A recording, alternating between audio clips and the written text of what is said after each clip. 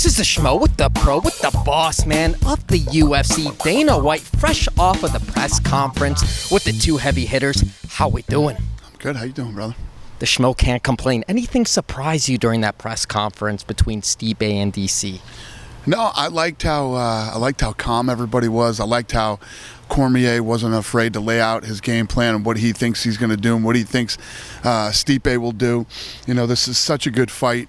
Everybody knows what a good fight this is, and both these guys are in phenomenal shape. You can just tell by looking at them, and I like the way it went. It was very cool.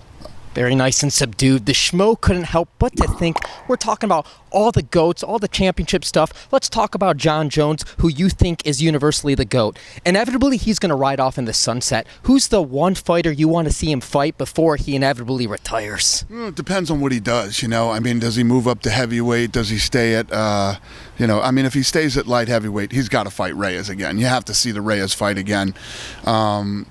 And if he moves up to heavyweight, I mean, there's a lot of interest. He could fight Cormier. He could fight Stipe, depending on who wins on Saturday. He could fight Francis Ngannou. I mean, there's a lot of fun fights for him at heavyweight. Speaking of a lot of fun fights, we have Khabib Justin Gaethje this fall. If Khabib gets the victory, he wants to fight GSP before he goes out and rides into the sunset. Maybe it's in the spring of 2021. If that fight does happen, what weight do you anticipate those two fighting at? I don't know. I mean, I'm not even thinking about that. I mean, if you look at what GSP has said in the past and recently, you know, his mind isn't even there right now to get back into a camp and fight. And I hate catchweight fights, man. I really hate them. They literally don't mean anything and they make no sense. You know, if GSP could come in and make 155 pounds and take a run at Khabib's title, that's one thing. But I'm not a big catchweight fan.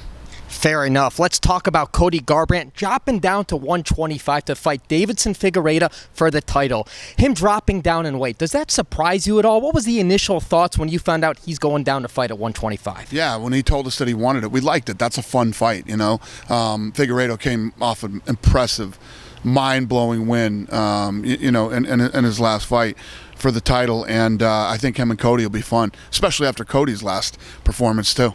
Yes. Now, 1 week from now, we have Pedro Munhoz fighting Frankie Edgar. Just curious on your thoughts. The winner of that fight, does that have implications on who Petr Yan may be fighting next? No, I don't think so. I don't know. I'm not thinking ahead like that. That fight's going to happen. We'll see how that fight plays out, who wins, how they win, and then we'll figure out what's next for them. Then let's go back to UFC 252. Is Francis Ngannou the next in line for a title shot? Yeah, Francis is next in line. Again, we'll see what happens on Saturday, and then, yeah, Francis is the guy. If DC does get the victory and he retires, walks off into the sunset, seems to be a theme in this interview, does Stipe's body of work qualify him for another title shot right away? Yeah, it probably does.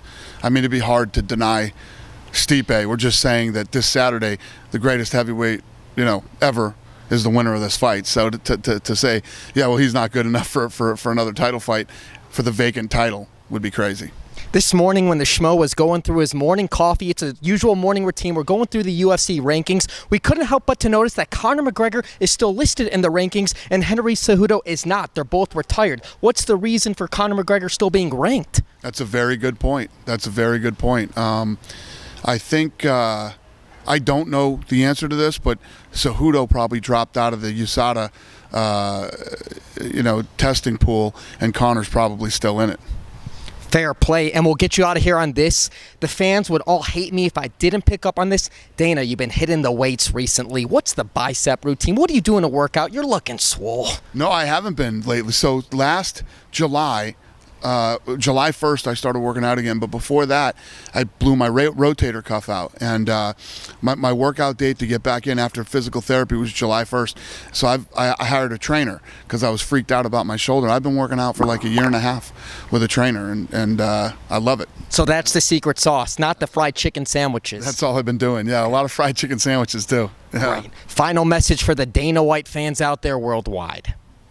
for the Dana White fans. There's a lot. Oh, yeah. I don't even know what to say to that. I don't even know what to say, Schmo. It's a good sign I off. love you guys. Thank you. You're the best. And make sure you purchase the pay-per-view Saturday evening. Yeah, listen, this thing's trending really well right now. It's if